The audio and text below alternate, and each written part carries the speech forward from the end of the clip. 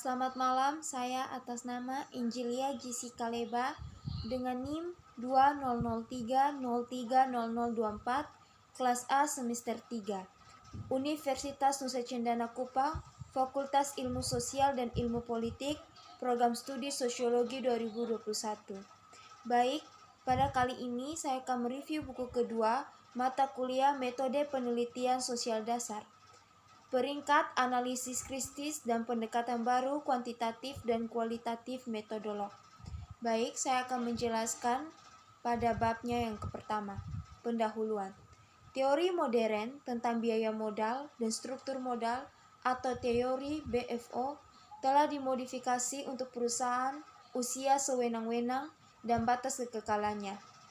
Dalam kerangka teori BFO yang dimodifikasi untuk kebutuhan pemeringkatan, studi yang lengkap dan terperinci tentang ketergantungan biaya modal rata-rata tertimbang (WACC) yang digunakan sebagai tingkat untuk mendiskontokan arus keuangan pada rasio keuangan yang digunakan dalam pemeringkatan pada usia perusahaan, pada tingkat leverage, dan pada tingkat perpajakan dilakukan dalam berbagai nilai biaya ekuitas dan biaya hutang untuk perusahaan usia sewenang-wenang. Ini memungkinkan kami untuk melakukan penilaian tingkat diskonto yang benar dengan mempertimbangkan nilai rasio keuangan. Untuk menilai kelayakan kredit emiten, dua model telah dibuat yang memperhitungkan diskonto arus keuangan, model periode tunggal dan model multiperiode. Penggabungan rasio peringkat ke dalam teori modern tentang biaya modal dan struktur modal, teori BFO dan batas kekekalannya memungkinkan penggunaan alat yang kuat dari teori yang dikembangkan dengan baik ini untuk peringkat kredit penerbit non-keuangan. Mendiskontokan arus keuangan menggunakan tingkat diskonto yang benar dengan mempertimbangkan nilai rasio keuangan. Analisis kuantitatif dalam peringkat telah diperluas dengan memperluas jangkauan indikator keuangan, memperkenalkan sejumlah indikator keuangan baru. Semua ini merupakan dasar kualitatif baru untuk menciptakan metodologi modern untuk pemeringkatan emiten non-keuangan dan meningkatkan objektivitas dan akurasi pemeringkatan. Bab kedua, pentingnya pemeringkatan dan kekurangan. Pentingnya pemeringkatan merupakan salah satu instrumen terpenting untuk mengatur pasar keuangan yang tugas utamanya adalah menilai kualitas aset dan untuk mengatur pasar keuangan. Yang tugas utamanya adalah menilai kualitas aset dengan mempertimbangkan resiko faktor yang dilakukan oleh para ahli independen. Peringkat kredit adalah ukuran kelayakan kredit perusahaan yang dihitung berdasarkan kondisi keuangan, keamanan aset dan modal, dan eksposur risiko. Peringkat kredit menyatakan pendapat lembaga tentang kemampuan dan kemauan kredit atau penerbit untuk memenuhi kewajiban keuangannya secara penuh dan tepat waktu. Peringkat kredit juga dapat berbicara tentang kualitas instrumen kredit, misalnya obligasi perusahaan atau instrumen utang lainnya. Adanya peringkat kredit memberikan beberapa keuntungan bagi perusahaan, seperti memperoleh pinjaman bank dan dana pinjaman lainnya. Dan bagi perusahaan dengan peringkat tinggi pada tingkat preferensial, memperoleh pinjaman komoditas dengan pembayaran yang ditangguhkan, dan lain-lain. Peringkat daya tarik investasi suatu proyek atau perusahaan adalah penilaian tingkat kepuasaan keuangan, produksi, organisasi, pemasaran, hukum, dan persyaratan lainnya atau kepentingan investor sehubungan dengan proyek atau perusahaan investasi tertentu. Bab ketiga, struktur modal teori Modigliani-Miller. Struktur modal dipahami sebagai hubungan antara ekuitas dan modal uang perusahaan.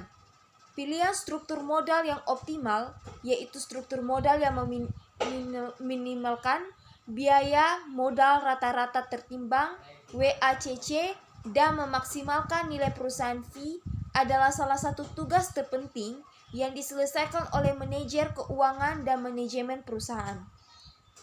Perusahaan studi serius pertama dan studi kuantitatif pertama tentang pengaruh struktur modal perusahaan terhadap indikator aktivitasnya adalah karya Modigliani dan Miller pada tahun 1958.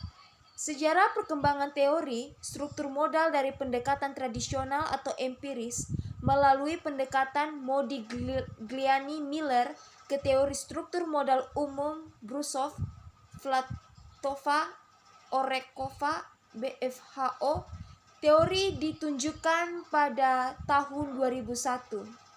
Steve Mears telah mempertimbangkan kasus perusahaan 1 tahun dengan menunjukkan bahwa dalam kasus ini biaya rata-rata tertimbang modal WACC lebih tinggi daripada dalam kasus Modigliani-Miller dan kapitalisasi perusahaan fee lebih kecil daripada kasus Modigliani-Miller.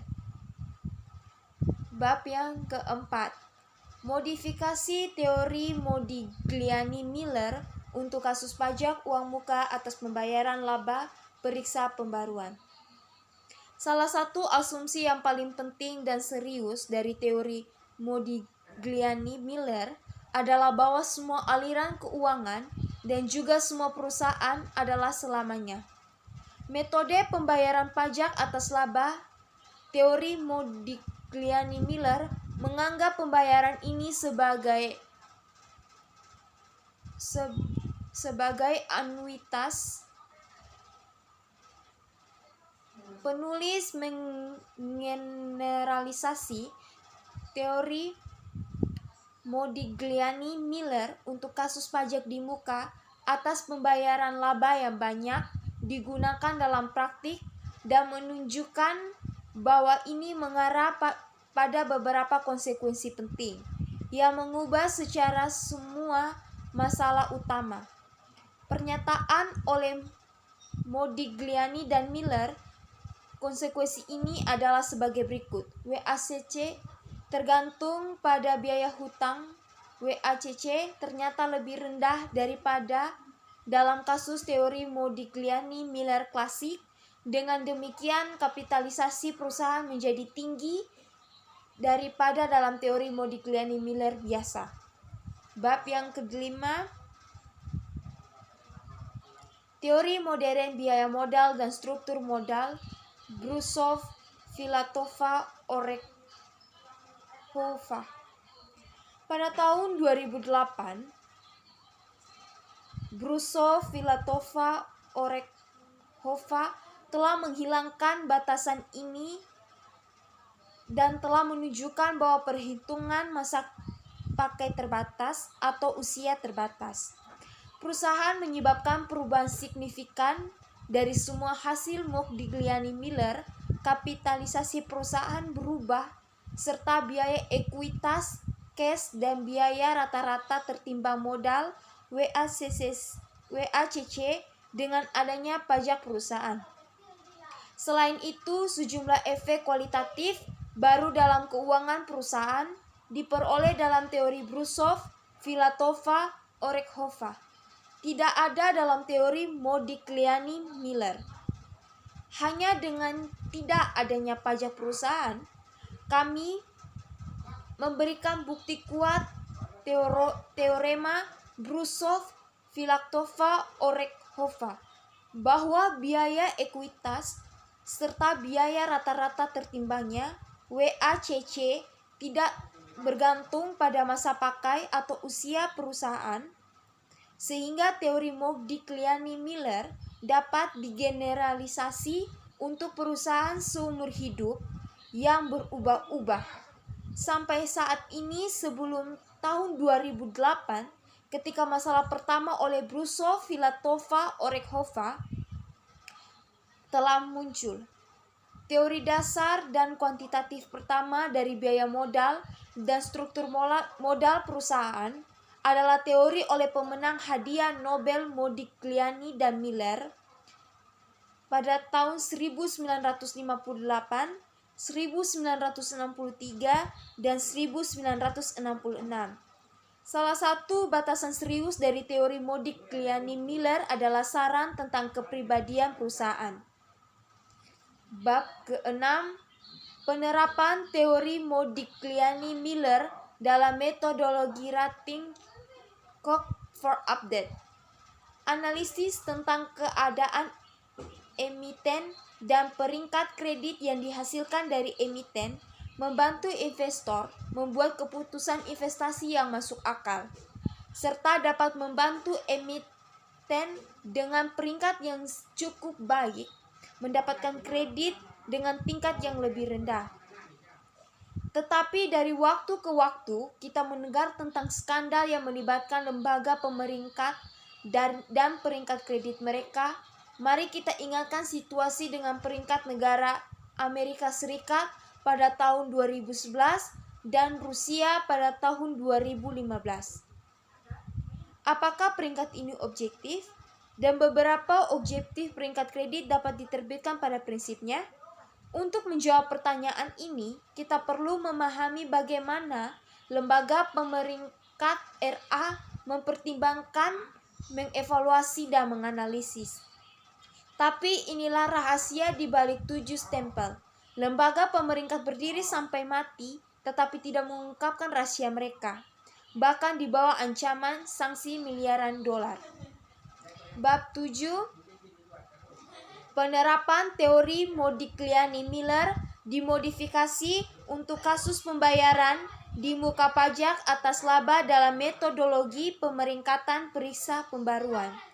Teori pemenang hadiah Nobel Modigliani dan Miller yang merupakan batas kekekalan dari teori umum biaya modal dan struktur modal teori Brusov, Filatova, Orekhova atau yang disebut dengan BFO untuk kebutuhan pemeringkatan.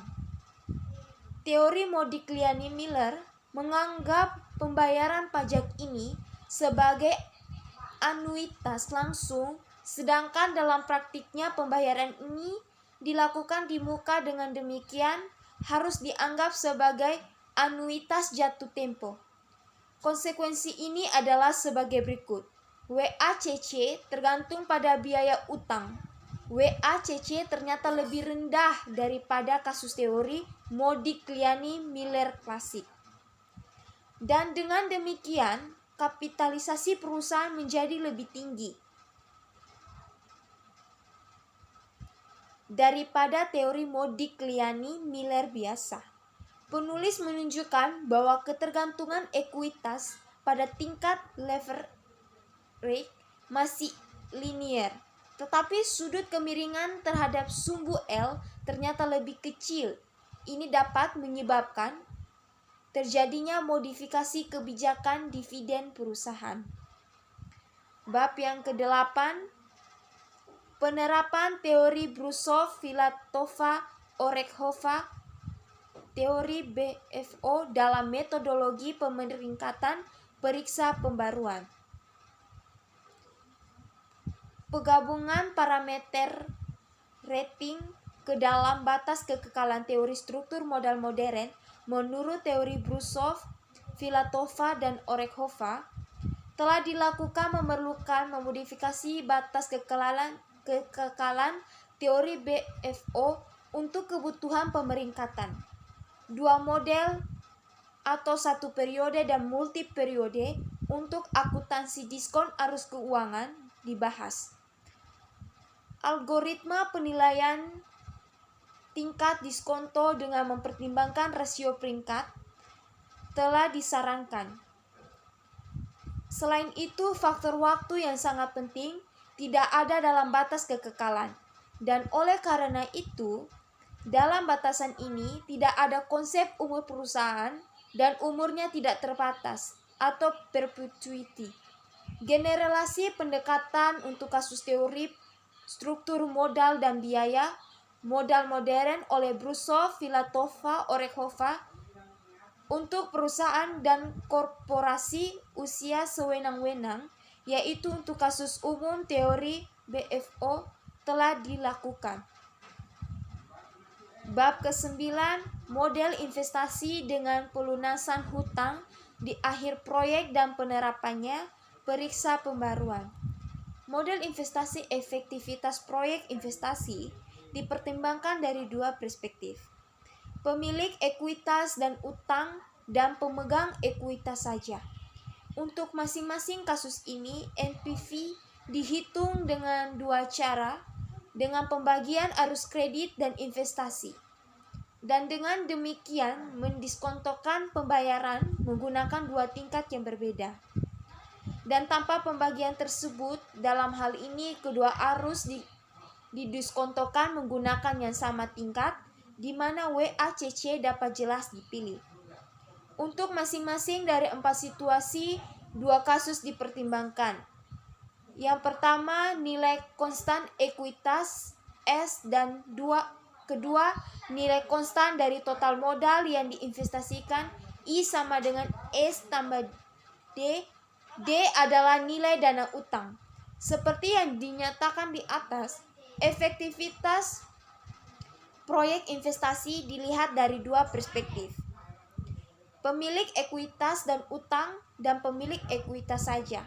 Dalam kasus pertama, bunga dan bea yang dibayarkan oleh pemilik ekuitas arus negatif dikembalikan ke proyek karena mereka persis sama dengan aliran positif yang diperoleh pemilik modal utang. Bab yang ke-10. Model investasi dengan pemeriksaan utang yang seragam untuk pembaruan pelunasan dan penerapannya. Model investasi baru dengan pembayaran utang seragam selama durasi proyek investasi cukup menggambarkan proyek investasi real. Dalam model-model ini adalah mungkin khususnya untuk menganalisis ketergantungan efektivitas proyek-proyek investasi pada pembiayaan utang dan perpajakan. Penulis akan bekerja pada teori modern biaya modal dan struktur modal yang dikembangkan oleh Brusov, Filatova, Orekhova, serta batas kekekalan.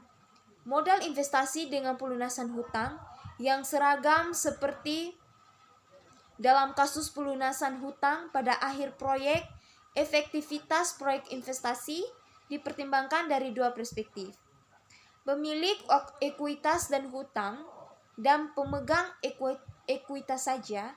Dalam kasus pertama, bunga dan bea yang dibayarkan oleh pemilik ekuitas arus negatif dikembalikan ke proyek karena mereka persis sama dengan aliran positif yang diperoleh pemilik modal utang. Satu-satunya efek leverage dalam kasus ini adalah efek perlindungan pajak yang dihasilkan dari kekeringan pajak, bunga pinjaman sepenuhnya termasuk dalam biaya bersih dan dengan demikian mengurangi basis pajak. Demikian review yang telah saya jelaskan. Terima kasih.